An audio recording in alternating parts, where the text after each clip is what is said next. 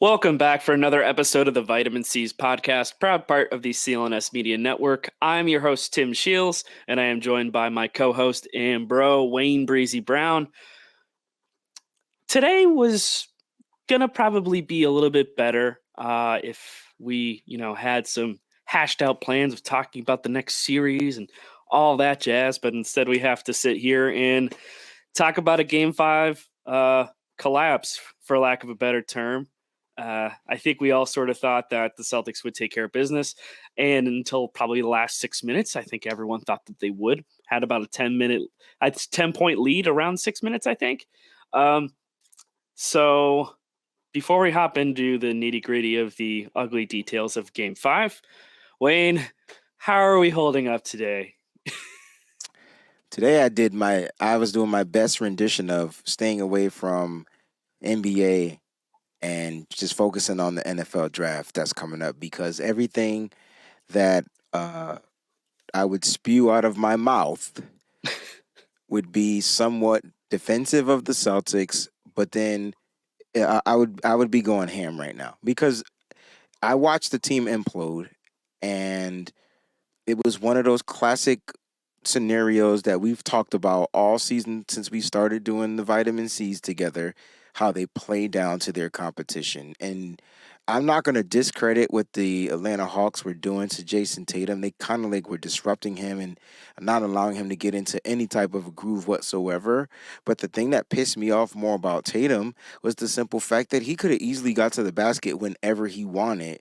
And he's been doing it all season, all series, and they have not been able to stop it. And the moment we do that, the moment we attack, it just changes the game plan. Now, I will say that the Atlanta Hawks came out. They were playing with house money. They were playing with nothing to lose. They were ready to go home. And they were taking some ridiculous shots, bro. I mean, they were the last shot of the game. I mean, people are That's Trae. listen, but people are getting upset on Jaylen Brown on the defense on that play, and I'm like, no, they slacked off, and then Marcus Smart was too late to help too. How do you defend that? He took the shot from 95,450 feet from the rim. It was just, hey, in his defense, it was like a half a foot away from the logo. So it's that's what I'm saying. It was a far three. And you know what this is what's so funny, Tim.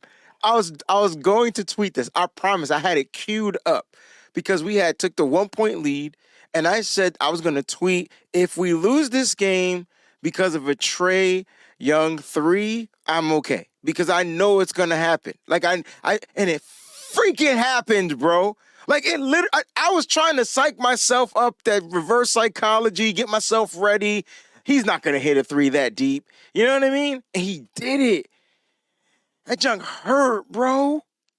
That junk hurt.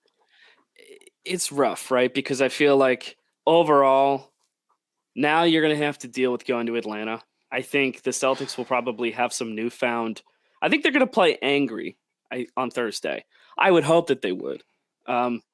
They put themselves in that kind of position, and I think overall, when you look at the night, Jason Tatum's performance was really underwhelming. I mean, 1 of 10 from 3 by the looks of it. Yeah, 1 of 10. I thought it was 1 of 11, but apparently 1 of 10. Either way, you're taking 10 3-pointers, man, and you hit one of them. And he was 2 of 2 from the line. So he was not attacking the basket. I don't know if this was just not wanting to be aggressive and assert your dominance in a game like this, or he felt like that he didn't need to, or they could go into cruise control. But they had, a subpar performance from 3-point range, 12 of 38. Meanwhile, the Hawks went 19 of 41. So that looks more like a Celtics stat line of, 40 plus 3-pointers. But you take care of the ball for most of the game, and you put yourself in a position to succeed, and then you take your foot off the accelerator. In the last 5 minutes, I think we saw that there were 5 turnovers in that fourth quarter, and 4 of them came in the last 5:25 of the fourth. And there were silly fouls, illegal screens. Well, just dumb turnovers that could have been avoided, and just if you're executing at the level that you need to, you don't have to worry about these kind of things. It's crazy to me. Hawks ripped off a 12-0 run between the 5:24 and 2:42 mark of the fourth quarter, which cut the score to 111 apiece. So that's how they tied it. Was going on a 12-0 run. They got outscored 20-8, I think, in the last. I think it was the last 5:25, wasn't it? The last 5:25, they got outscored 20-8. And we talked about this before. The only 8 points in that 5:25 stretch, 4 from Derek White and 4 from Rob Williams. And Jason Tatum in that fourth quarter, 1 or 2 from the field. No shot attempts. The only person I felt like that was trying consistently the entire night, outside of guys like Derek White and to a degree Rob, was Jaylen Brown. Jaylen Brown played the full fourth quarter. He played a full 12 minutes. And you can get on him about the 3-point shot. Okay, fine. I get it. You can't slack off his defense if you're going to play on ball. If anything, Marcus Smart should have been there. Marcus Smart should have been on the ball. They knew what was coming. They knew what was coming. They knew it was going to be Trae. He's going to pull from deep. That should have been Marcus's call. I agree. It's the only reason why he should have been out there. Because in my mind, like, if you're going to put him out there, he needs to be out there to play defense. But that lineup that they had there, their standard lineup of Rob, Brown, Tatum, Al, and Smart, we were looking at, let's see. Yeah, for that lineup played the minute 38 hang on. I think they played the last possession. Yeah, so like the last 30 seconds. I think the last run of the game, they were out there, and it wasn't working. Like you keep closing with Smart, and I think that you need to put Derek White in those positions. Because Smart had a couple ugly turnovers where he just did nothing in that fourth quarter that was really helping you. Like a net zero pretty much on the night there. -12. Look, it's so tough, man, right? It's so tough because we talk about a loss, and I think it was just more about how they lost. Like the energy from the beginning. All right, so the beginning of the game, you knew Atlanta was coming out shooting. You know, they were going to take their shot. They were going to shoot, and they did not stop. Like, that was the thing. I mean, they had 41 3-point attempts, right? And so they were coming out shooting. I mean, it didn't matter who it was, they were going to take some shots. And I'm going to say, like, some of them were miraculous, like deep. They were deep. When they're that deep, they're miraculous to me. Like, they're luck to go in. I mean, but there were a lot of uncontested threes that we were giving up. And I was like, why would you leave this guy wide open? Why are we not rotating on defense? Why is there 2 people here and nobody here? And it's just a wide open 3. They're going to shoot. If they miss, it's all good. But when they don't miss, it's just putting more pressure on how you're going to have to keep up the score. And literally, it was just a war. It was going back and forth for the Wild. The Celtics were in control of this game up until the last whatever minutes in the fourth quarter. Like, I just don't understand. I don't understand why they just decided to just give up, like, literally, and do silly things. Like, the silly turnovers is what gave, to me, the Atlanta Hawks the juju and the more opportunities. You talked about the Celtics being mean and mad and going into Atlanta. Yeah, they're going to get a mean, mad person back, too. His name is DeJounte Murray, and he's a little pissed off. He got suspended in the first place. He ain't going to give up the ghost like that. It's his own fault. It's his own fault. That's the funny thing is he puts out a video like, I seen it. It's your own fault. It's his own fault, but this conversation about But my point is that's going to give him energy. That's going to give him something to play hard about. That's all I'm trying to say. Like, he was dumb. He did something silly, and he definitely deserved to be reprimanded for it. But at this point, they're going to be at home. Now the Celtics have to travel to Atlanta, and they have to go into a hostile environment on a team, again, that really isn't playing for anything other than to keep their chances alive. And we shouldn't even be into Game 6 with the Atlanta Hawks. That's why everybody's making a mockery of the Celtics. Like, we shouldn't even be here. I'm happy that we have another opportunity, but this should have been over a long time ago. Yeah, and I think this is where you look at the whole conversation about rest and trying to get through these series so you can keep fresh legs. I'll be honest, once it gets, if and when they go through this series and they move on, I don't want to hear a single comment about someone being freaking tired. Oh, we're gassed up. Maybe you wouldn't have been gassed if you closed out the series like you were supposed to. Like, I hate this thing. And this is the issue that I have is it's going to it opens up the opportunity for injuries, and I hate that. Like, this was avoidable. This whole situation was avoidable. You just need to close out the game.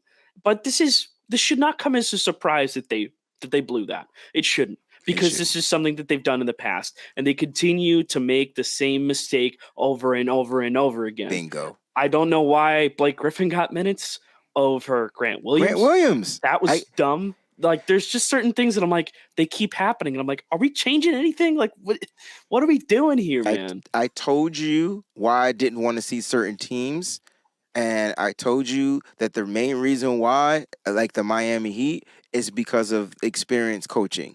And so at some point, it comes down to the coach making the right decisions. I think everything that happens on the basketball court happens because of the players, but the coach's job is to manage and put players in the proper positions. And like, it was good to see Blake Griffin get in. The moment he gets in, he gets a foul. And then it's just like they're shooting free throws or something. Like, it was just such a weird vibe, and it just seemed like the Celtics weren't playing to win. They were playing not to lose, and they end up losing. Yeah. And that's what happens when you play like passive. And I think that's the one way that I would describe it, is that it was passive. And for the guy who continually talks about coming into a game with the right energy and wanting to start off right, and, oh, I didn't come in with the right energy and X, Y, and Z, Jason Tatum played an incredibly passive game. Like, an incredibly passive game. Like, you look at him and Brown, and between those two, like, who was bringing the effort, who cared, who wanted to close it out. It's night and day, and it's frustrating because if Tatum is at least like 50% more aggressive in getting to the basket, or at least trying to, the free throw differential is going to be different.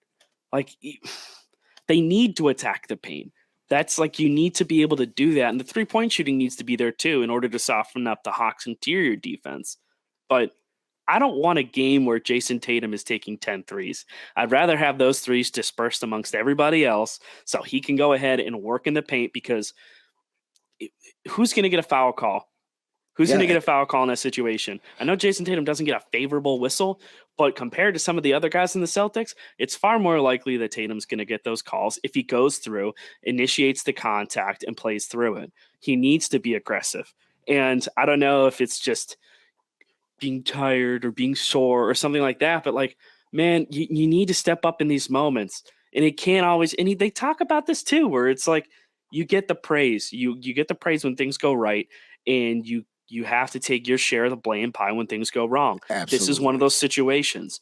You can't be passive in a game where you need to close it out. Now the 76ers got even more time to get Joel Embiid healthy. Mind you, I don't think it matters how much time he's going to get off. I still think he's going to be rough around the edges, to say the least. But he is. And we might not even play them, Tim. Like, the way the series and stuff is working itself out. Yeah. I mean, like, my point is, win the damn games that you're supposed to win. Like at the end of the day, like, take care of the Hawks and deal with worry the about next the 76ers opponent. down the line. Yeah, whoever it is. Like, right? What the Celtics will do, though, is have home court advantage if the Bucks lose. So they would get that. Yeah, and that's the good thing looking at that series. And I think the one frustrating thing is, you look at the other playoff series going on right now, all of them have wrapped up. All of them were like either sweeps, like the Nets series was a 4-0 sweep by the 76ers, and then everything else has been 4-1. Clippers got closed out last night against the Suns. Then you also had Nuggets closed out Timberwolves, so that series is over. And then what else? You've got one other series besides that. I feel like I'm forgetting something. You got you said the Bucks in the Heat, and you got Bucks, the Knicks Heat. And the Cavs. Yep, and they have a chance. Heck, I mean, by the time this pod comes out, we'll know whether or not those series are going to wrap up. and that's the thing too, is like, that's why I'm thinking, I'm like, what series are still have to go on? I'm like, you've got Cavs, Knicks playing tonight, where Cavs are on the ropes. You've got Lakers are up on the Grizzlies 3-1. Yeah. So that game 5 happens. By the time this episode releases tomorrow, we'll have an answer on that series too. And that, again, this is an example of these injuries. The one thing I will say is, compared to all these other series that are going on, the Celtics-Hawks series is probably the most balanced because both teams are healthy. None of these other playoff games, outside of even the 76ers to a degree, but I mean, I almost don't count that because the Nets are so I think honestly, in my opinion, I don't think the Nets should have been in the playoffs. If it weren't for Yeah, the fact that the KD Kyrie, like when they were like really, really running things and they were right behind the Celtics, like they had that crazy burst and they were like right there and then they blew everything up.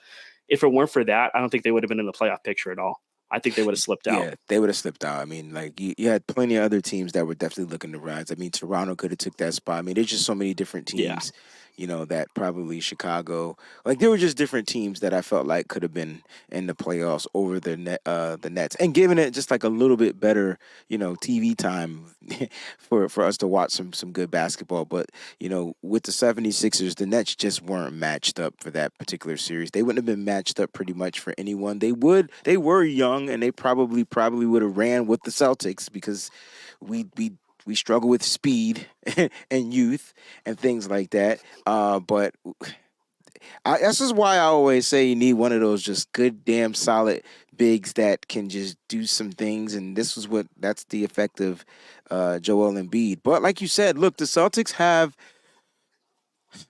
just have to figure out a way to take care of business on the road.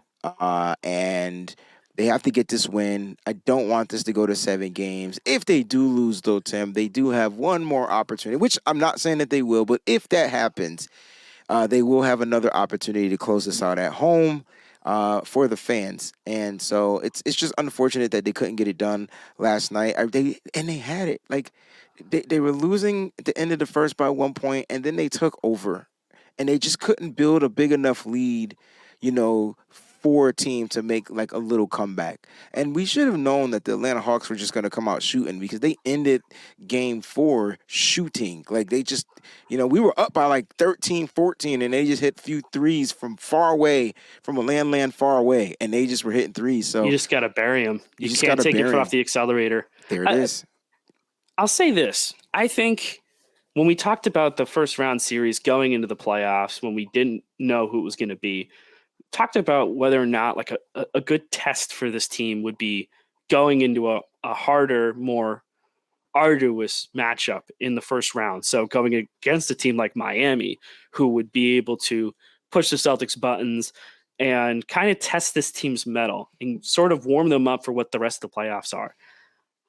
The Hawks might have done that for them because you look at the way that this series is unfolded and some of the ways that this team has lost games. It's come down to doing the things that they have consistently been inconsistent on.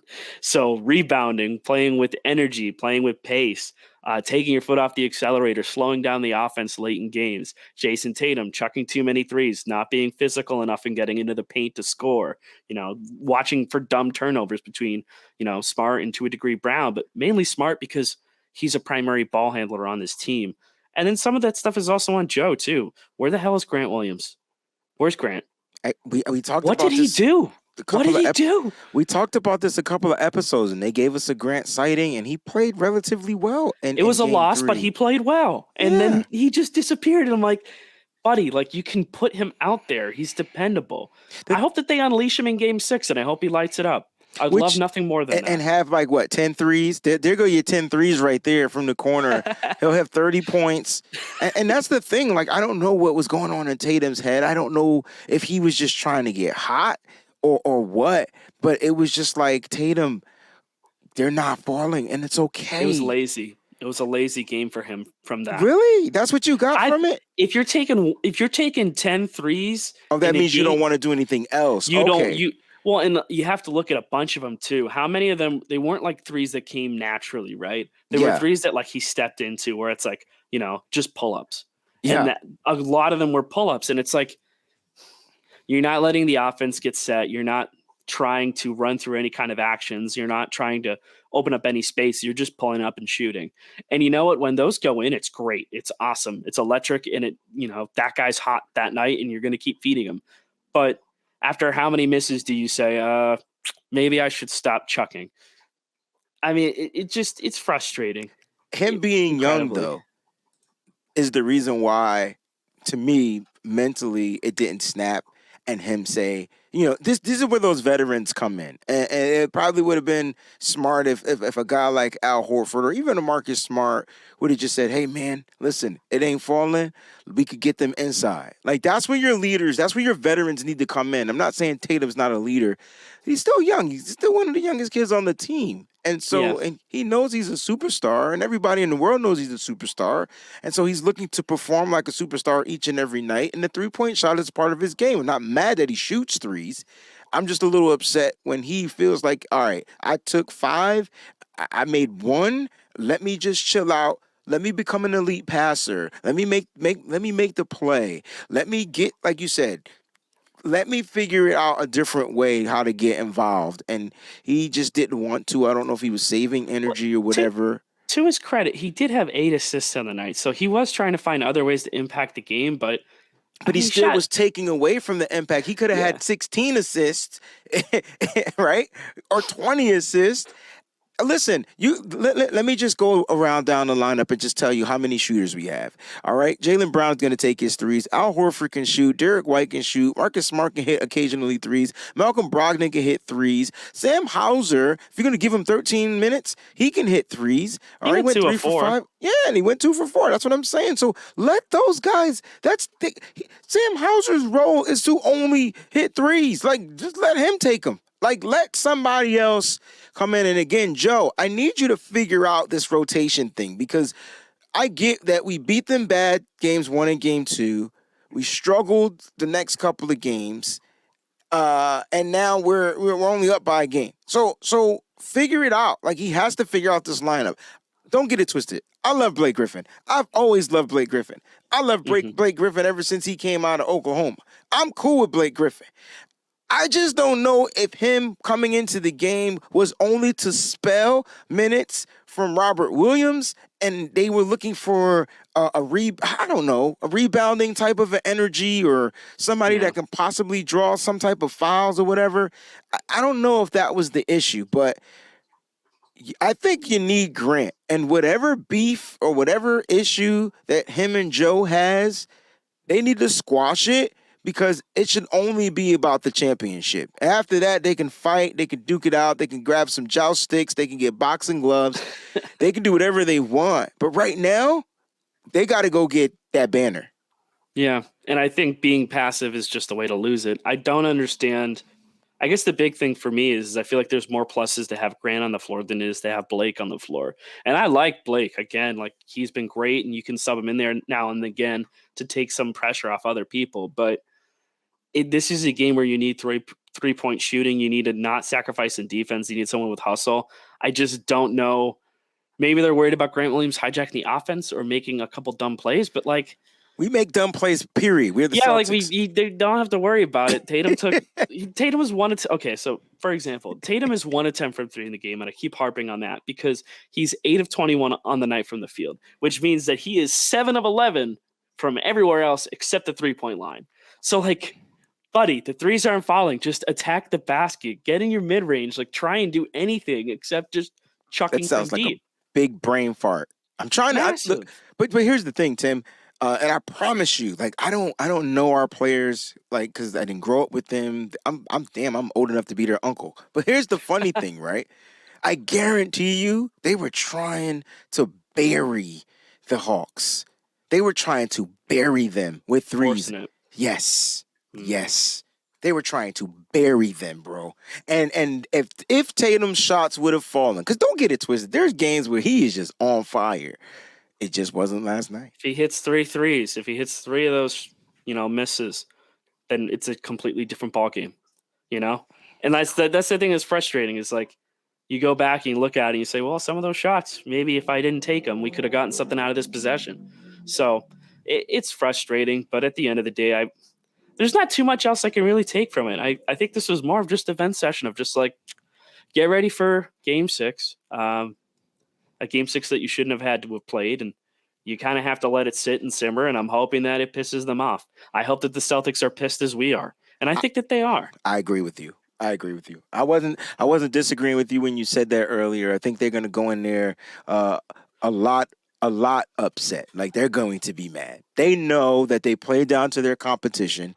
And again, this is something they've been doing all season long. And that's why I always get on our coach, because I say to myself, Coach, you got to fix it. You got to find a way to nip it in the bud. Like, you see your team slipping, your job is to not let them fall off the edge, right? If my Just team call is a timeout, Joe. Just call a timeout. This is not the time to be like, let them work through it. No, man, if it's slipping, you need to call a timeout so you can reel it in. It's okay to call a timeout, especially when you have them. You're not going to get attacked unless you run out of timeouts. You can't take them with you. Once the whistle goes off, that's it. For a guy that used the challenge very early in the game, he could have called the timeout. Just slow stuff down. Like, just them to regroup. And that's what timeouts are for. That's what coaches are for. And you know what? Again, guys, this is not us chomping at our head coach. But listen, he's got to be able to take it too. Shoot, everybody's got to take constructive criticism. And all we're doing is just trying to put out ways for him to be just a little bit better. I'm not a head coach. I'm not a basketball coach. I'm not any of that. All I know is it's okay to call timeout. You see your guys are slipping. You don't want to lose this game. And bam. And I said Derek White is the MVP of this series, right? I know I said that. And it showed on the other night, like that foul that he was able to draw. I thought they were going to call it a charge. And then they went to review it. I'm like, Lord, please don't let them overturn this or anything like that. He makes his free throws under the clutch. We go up by 1, and it's just 7.5 seconds left on the clock. It's just way too much time, right? And so I just felt like Derek White, if he took too long to get involved in this game. Like, to me, it took him too long to get involved. Derek White has to also come out being aggressive as well. So aggressive, to me, Tim, from this episode, aggression was the key. Like, we just weren't aggressive. Yeah. Jaylen Brown was aggressive, but the team wasn't aggressive. Even I don't think Al, you could sleep on that. Oh my gosh, can we talk about Al Horford, how he passed up like layups for attempted threes? Al, you are almost 7. I guess you're 7 feet tall. I don't know. You might have shrunk. 6'9", 6'10", actually. Whatever. You find a way to score at the rim, bro. You don't got to pass up for a 3. Then we missed a 3. Then they run in with numbers and they hit a 3. It's just they just gotta be. They just have to attack the basket. I think this is a way that you gotta attack this team, because if you're gonna try and get if you turn it into a shootout matchup against a Hawks team that has plenty of 3-point shooting, you're gonna have a bad time. It's what it feels like. I mean, just you can't get into it. Yeah, can't get into a shootout with this team. But only because we're just not built for shootouts. Yeah. We have shooters. Excuse me. We have people that can shoot, but we don't have shooters. Does that make sense? We got a shooter. We have but he doesn't shoot enough. How about that? Yeah, fair enough. So I think that's it. All I have for today. I don't know if you have anything else to add, but nah, man, that's pretty much spot on, Tim. Feel like we've aired our grievances, and we needed it, right? Because we saved our stuff for like a show, right? Because I easily probably sent you 4 or 5 lines of frustration, and I don't think you even responded. You was like, "Hey, you want to record today?" I was just like, "Hey, how we feeling, buddy?" You're like, "Hey, bud." Yeah, I was tight last night, man. Oh my gosh, you, man! I saw all that, and I was just like, "Oh God, I don't even want to process this." I know, but we will be back, rain or shine, after Game 6. Hopefully, we'll have some happier moods. So we shall. We're winning Game 6. There ain't no hope. We win in Game 6. You can mark it, book it. He's knocking on. I hope that's real wood. That's probably it's real wood, not sheetrock. All right. So listen, we're winning Game 6. I bet your bottom dollar. All right. Fair enough. That has been the Vitamin C's today. Proud part of the CLNS Media Network. We will catch you next time. Cheers. Peace. Sign up at FanDuel.com/Boston and get in on the action with $200 in bonus bets. Guaranteed when you place your first $5 bet.